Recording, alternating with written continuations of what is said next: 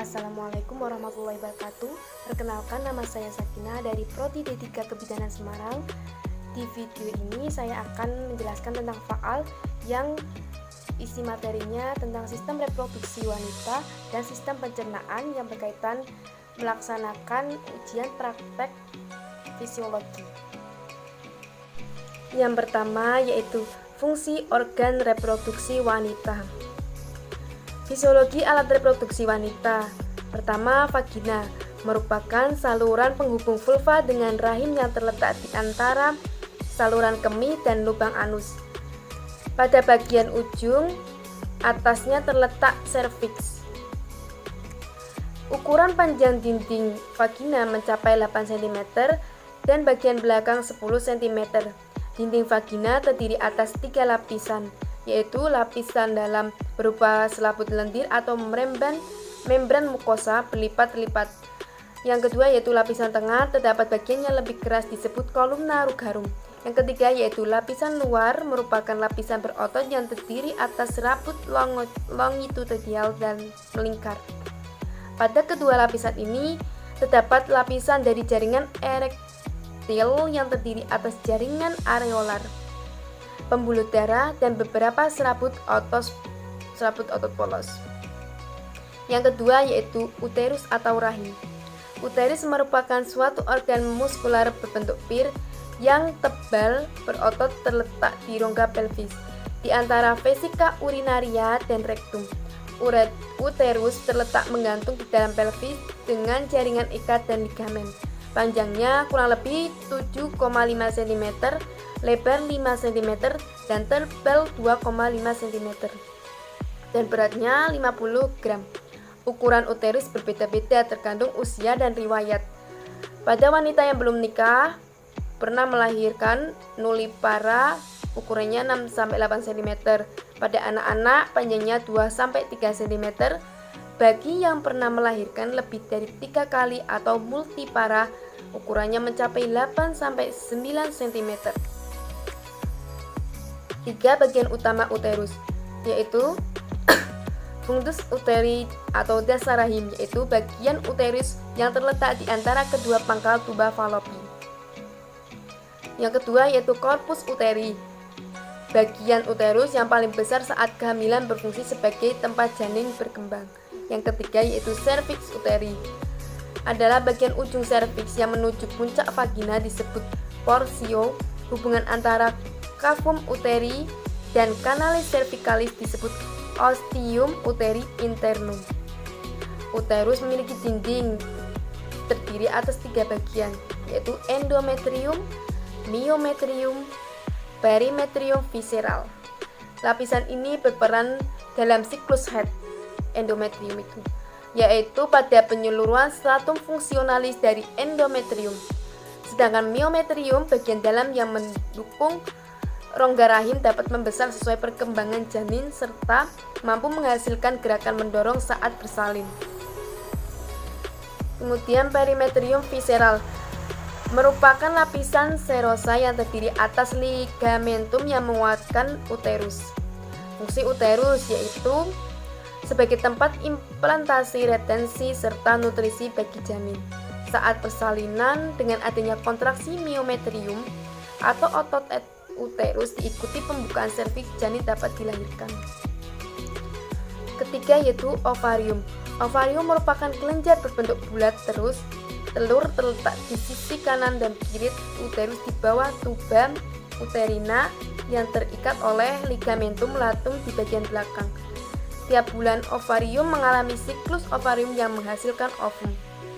Saat siklus ini, ovum dilepaskan bersamaan dengan fase ovulasi yang dipicu oleh lonjakan luteinizing hormone atau LH dan follicle stimulating hormone atau FSH secara tiba-tiba, dan diikuti penurunan drastis hormon ini sehingga folikel the graft pecah serta ovum yang matang akan dikeluarkan. Ovarium memiliki 3 fungsi: memproduksi ovum, menghasilkan hormon estrogen, dan menghasilkan hormon progesteron. Yang keempat yaitu tuba falopi. Tuba falopi merupakan saluran ovum yang berjalan lateral kiri dan kanan. Tuba Fallopi terdiri atas pars interstitialis, yaitu bagian terdapat di dinding uterus. Yang kedua yaitu pars isthmus, yaitu bagian medial tuba Fallopi yang sempit. Yang ketiga yaitu pars ambularis, yaitu bagian berbentuk saluran leher agak melebar dan merupakan tempat terjadinya fertilasi atau konsepsi ovum oleh sperma. Yang keempat yaitu unfitubulum, yaitu bagian ujung tuba Fallopi yang terbuka ke arah rongga peritoneum yang mempunyai rombai yang disebut fimbriae untuk menangkap ovum yang matang saat terjadi ovulasi di ovarium untuk kemudian disalurkan ke tuba Fallopi. Fungsi tuba Fallopi yaitu mengantarkan ovum dari ovarium ke uterus, terus menyediakan tempat pembuahan dan sebagai saluran ovum yang telah dibuahi zigot menuju ke rahim. Hubungan gonadotropin hormon dengan ovarium. Hormon gonadotropin releasing hormone GnRH dihasilkan oleh hipotalamus di bagian otak yang mengalir bersama darah menuju kelenjar pituitari. Hormon GnRH masih sedikit saat masa kanak-kanak, kemudian meningkat ketika memasuki masa pubertas yang akan semakin optimal ketika ovarium berfungsi matang. Ovarium memiliki fungsi ganda untuk menghasilkan ovum atau oogenesis dan mengeluarkan hormon seks wanita, estrogen dan progesteron. Hormon-hormon ini bekerja sama untuk mendorong fertilasi ovum dan mempersiapkan sistem reproduksi wanita untuk kehamilan. Selain dibantu oleh hormon seks, proses reproduksi juga dikontrol langsung oleh hormon-hormon gonadotropik hipofisis anterior, yaitu follicular stimulating hormone FSH dan LH. Kedua hormon ini diatur oleh GnRH. Reproduksi wanita eksternal dan penunjang, yaitu mons veneris, labia mayora, labia minora, klitoris, vestibulum, hymen atau selaput darah, dan terakhir perineum. GnRH menstimulasi pelepasan FSH dan LH. Hormon FSH merangsang pembentukan sel telur baru dalam ovarium. Aktivitas ini merangsang produksi estrogen yang mengirimkan sinyal balik ke kelenjar pituitari. Kemudian produksi hormon LH akan meningkat dan FSH menurun. Perubahan FSH dan LH ini akan memicu ovulasi apabila dalam masa itu tidak dibuahi. Menstruasi terjadi dan siklus kembali berputar. Kehamilan dan laktasi. Kehamilan adalah proses yang terjadi dari pembuahan sampai dengan kelahiran atau persalinan. Proses ini terjadi kurang lebih 40 minggu yang dibagi menjadi 3 trimester.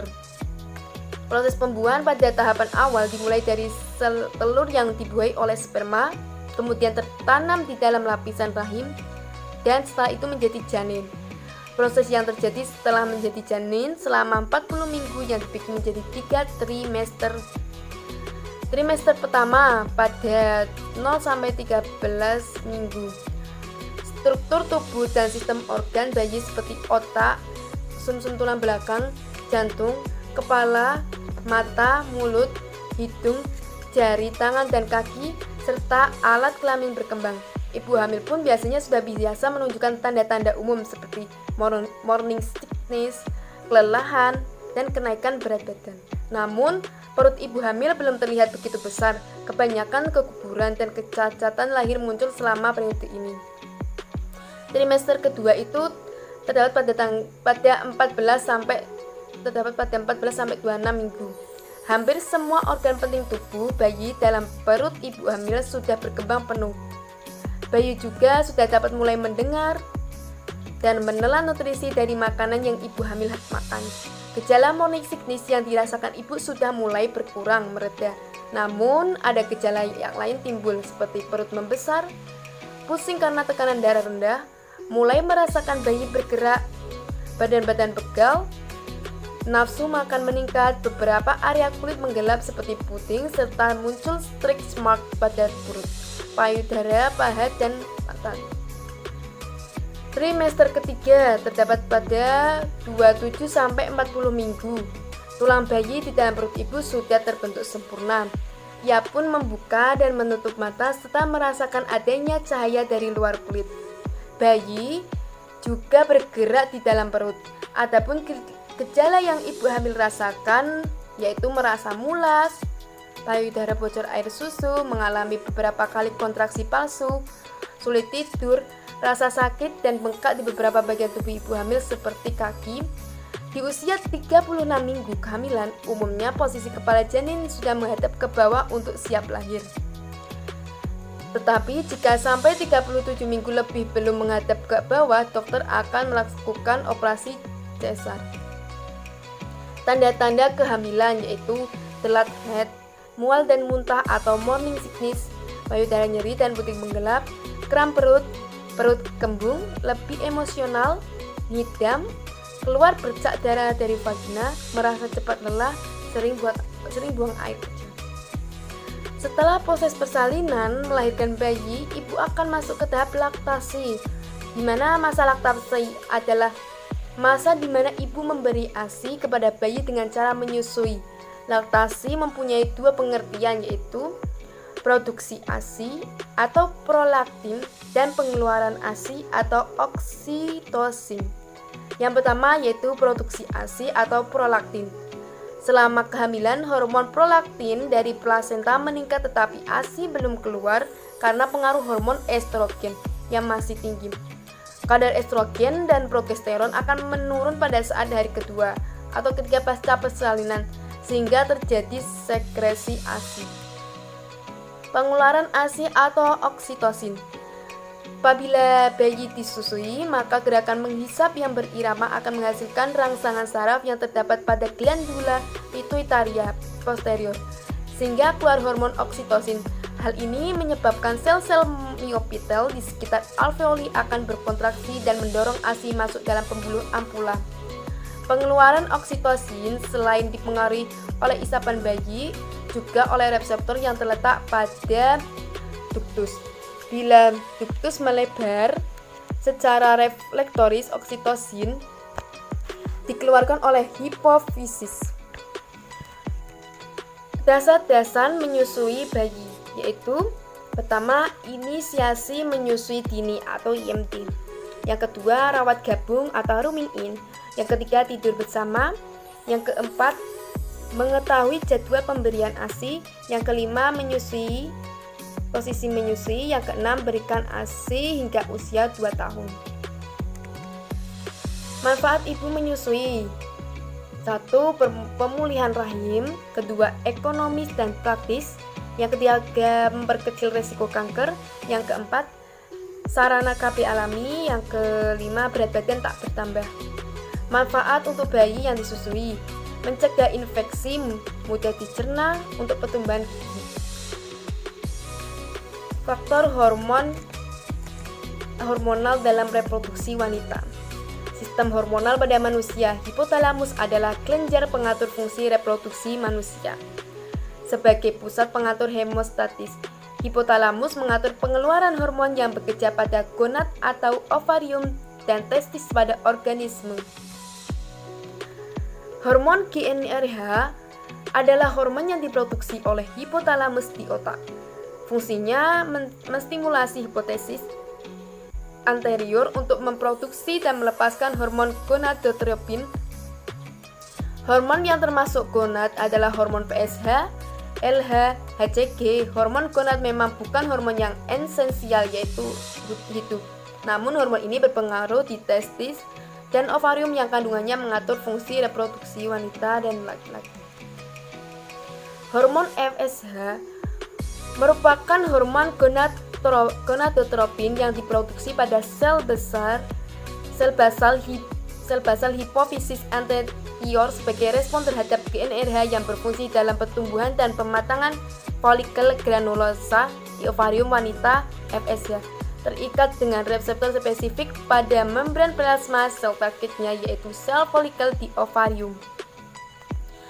Kenaikan maupun penurunan kadar FSH merupakan indikasi kegagalan gonad akibat disfungsi hipofisis. tingkat kesuburan seorang wanita terlihat di kadar FSH. Hormon LH adalah hormon yang diproduksi di sel-sel hipofisis anterior. Fungsinya memicu perkembangan folikel dan menyebabkan terjadinya ovulasi. Selama fase luteal, LH berfungsi untuk mempertahankan korpus lutein pasca ovulasi. LH terikat pada reseptor membran plasma yang spesifik dan menstimulasi progesteron oleh sel korpus luteum. Kadar LH dalam serum darah adalah indikasi kesuburan seseorang individu. Kadar hormon LH dalam serum antara lain hari ke-0 sampai 13 fase folikuler 3 sampai 13 mIu atau mililiter. Hari ke-14 fase ovulasi 30 sampai 40 mIu atau meter. Yang ketiga, hari ke-15 sampai 28 fase luteal 5 sampai 15 mIu atau ml mililiter. Hormon estrogen dihasilkan oleh ovarium. Estrogen terdiri dari beberapa jenis. Yang paling umum untuk diproduksi adalah estradiol. Estrogen berguna untuk pembentukan ciri-ciri perkembangan seksual pada wanita, bermanfaat untuk menciptakan ketebalan dalam endometrium saat siklus menstruasi, menjaga kualitas dan kuantitas cairan serviks dan vagina, membantu mengatur temperatur suhu tubuh. Hormon estrogen alami diproduksi oleh sel internal folikel di ovarium secara primer, dalam jumlah lebih sedikit diproduksi di kelenjar adrenal melalui hormon androgen. Hormon progesteron. Hormon progesteron adalah hormon steroid yang disekresi oleh korpus luteum, plasenta, dan sejumlah kecil dari folikel. Hormon ini berperan sebagai peristiwa menstruasi serta kehamilan. Progesteron sama halnya seperti hormon steroid yang disintesis dari pregnenolone, yaitu suatu derivat dari kolesterol. Progesteron berperan dalam organ reproduksi termasuk kelenjar mamai dan endometrium serta peningkatan suhu tubuh manusia. Organ target progesteron yaitu uterus, di mana progesteron bertujuan untuk membantu implantasi ovum. Selama kehamilan progesteron mempertahankan plasenta, menghambat pergerakan uterus, mempertahankan plasenta, menghambat pergerakan uterus, dan mempersiapkan mamai untuk proses laktasi. Hormon HCG merupakan glikoprotein yang disintesis di sel trophoblast plasenta. Kadar HCG meningkat dalam darah dan urin segera setelah implantasi ovum yang sudah dibuahi. HCG berfungsi meningkatkan dan mempertahankan fungsi korpus luteum dan produksi hormon steroid, terutama pada masa kehamilan awal. Hormon prolaktin. Prolaktin diproduksi di hipofisis anterior. Fungsi prolaktin yaitu memicu produksi dan sekresi air susu oleh kelenjar payudara. Di ovarium, prolaktin ikut mempengaruhi fungsi korpus luteum. Pada masa kehamilan, prolaktin diproduksi di plasenta. Prolaktin memiliki efek penghambat pada GnRH di hipotalamus, sehingga jika kadar berlebihan dapat terjadi gangguan pematangan folikel, gangguan ovulasi, dan gangguan menstruasi berupa amenorrea. Yang kedua yaitu sistem pencernaan manusia. Sistem pencernaan manusia terjadi dua proses, yaitu proses mekanis dan proses kimiawi. Sistem pencernaan manusia didukung oleh alat pencernaan makanan dan kelenjar pencernaan makanan. Alat pencernaan manusia yaitu rongga mulut, tekak, kerongkongan, lambung, usus halus, usus besar, poros usus, dan dubur. Yang pertama yaitu rongga mulut. Di dalam rongga mulut terdapat alat-alat yang berguna untuk proses kimiawi maupun mekanis, yaitu kelenjar ludah bekerja secara kimiawi sedangkan gigi dan lidah bekerja secara mekanis oleh gigi agar menjadi bagian yang lebih halus dengan dipotong-potong dan dikunyah. Dalam pekerjaannya, gigi dibantu oleh lidah dan ludah, bagian-bagian gigi, email gigi, mahkota gigi, gusi, ruang pulpa, leher gigi, dentin, alveolar bone, saluran akar, cementum, periodontal ligamen. Yang kedua yaitu tekak. Tekak merupakan tempat persimpangan saluran dengan saluran pencernaan makanan.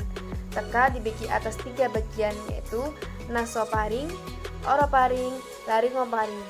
Yang ketiga yaitu kerongkongan atau esofagus, berfungsi memindahkan makanan dalam mulut ke dalam lambung.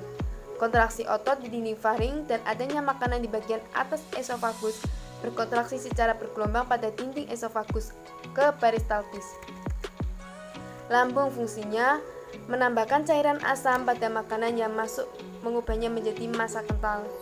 Kemudian fungsinya juga melanjutkan proses pencernaan yang telah dimulai dalam rongga mulut, menghasilkan enzim proteolitik pepsin, membentuk lipase yang menguraikan lemak dengan bantuan lipase lingual. pH saluran pencernaan manusia. Mulut pH-nya 7, lambung pH-nya 2, duodenum pH-nya 7, ileum pH-nya 7. Yang kelima yaitu usus halus. Usus kecil terdiri atas 3 bagian yaitu duodenum, jejunum, dan ileum. Ada 2 cairan penting yang ditambahkan pada makanan yaitu cairan empedu dan cairan pankreas. Usus besar atau colon. Usus besar dibagi menjadi beberapa bagian yaitu jejum, colon, dan rektum. Antara 5-7,5 cm pertama adalah bagian usus besar yang disebut jejum atau usus buntu. Colon yang dibagi menjadi 4 bagian yaitu kolon ascendent, transversal, descendent, dan sigmoid. Yang ketujuh yaitu poros usus atau rektum. Fungsinya sebagai tempat untuk menampung fases. Yang kedelapan yaitu dubur atau anus. Ujung anus yang disebut canalis anal yang dilapisi mukosa yang tersusun dalam sejumlah lipatan vertikal ke kolumna rectalis. Lubang kanalis anal atau anus pada eksterior dilindungi 2 otot sphincter, yaitu di internal berupa otot poros dan di eksternal berupa otot lurik. Kelenjar pencernaan pada manusia yaitu kelenjar ludah glandula salivalis. Ada 3 kelenjar ludah pada rongga mulut. Kelenjar ludah bawah telinga atau glandula parotis. Yang kedua kelenjar ludah bawah lidah atau glandula sublinguali.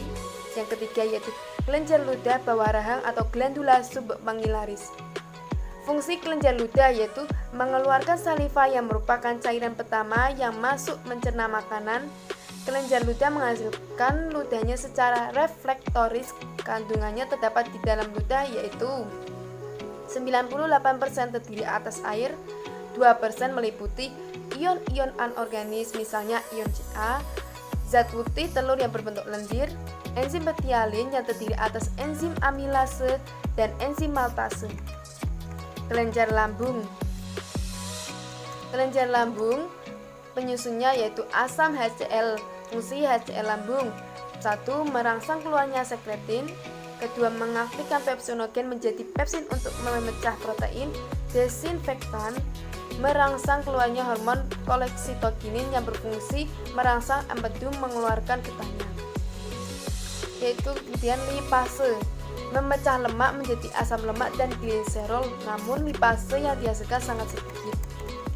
Kemudian renin, mengendapkan protein pada susu atau kasein dari air susu atau ASI hanya dimiliki oleh bayi.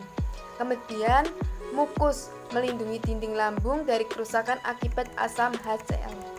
Hati atau hepar, salah satu organ abdomen yang termasuk di sistem digestivus karena dapat menghasilkan enzim yaitu empedu yang penting bagi pencernaan lemak. Fungsi hati yaitu penting dalam metabolisme karbohidrat, lemak, dan protein, memproduksi albumin, detoksifikasi. Kemudian empedu vesika velea. Fisiologi kandung empedu terdiri dari beberapa zat. Kandungan empedu mampu menyimpan 60 ml empedu. Fungsi kandungan empedu yaitu tempat menyimpan cairan empedu dan memekatkan cairan empedu yang ada di dalamnya dengan cara mengabsorpsi air dan elektron. Terus pankreas. Pankreas merupakan suatu organ yang terdiri dari dua jaringan dasar, yaitu asini dan pulau pankreas. Enzim yang dilepaskan oleh pankreas akan mencerna protein, karbohidrat, dan lemak. Enzim proteolitik memecah protein ke dalam bentuk yang dapat digunakan oleh tubuh. Pankreas juga melepaskan sejumlah besar sodium bikarbonat yang berfungsi melindungi duodenum dengan cara menetralkan asam lambung. 3 hormon yang dihasilkan oleh pankreas yaitu insulin yang berfungsi menurunkan kadar gula dalam darah. Yang kedua yaitu glukagon yang berfungsi menaikkan kadar gula dalam darah. Yang ketiga yaitu somatostatin yang berfungsi menghalangi pelepasan kedua hormon lainnya atau insulin dan glukagon. Kelenjar Leberkuchen. Kelenjar Leberkuchen terletak di dalam dinding usus halus yang menghasilkan getah usus halus yang nantinya dicurahkan masuk ke dalam liang usus halus.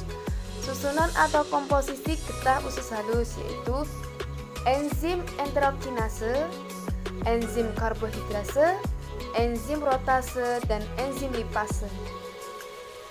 Berikut ini kelainan pada sistem pencernaan, yaitu disfagia, esofagitis, dispepsi, gastriti, ulcus pepticum, stenosis pylorus, enteritis, kolik, kolitis, kolostomi, peritonitis, ascites, konstipasi.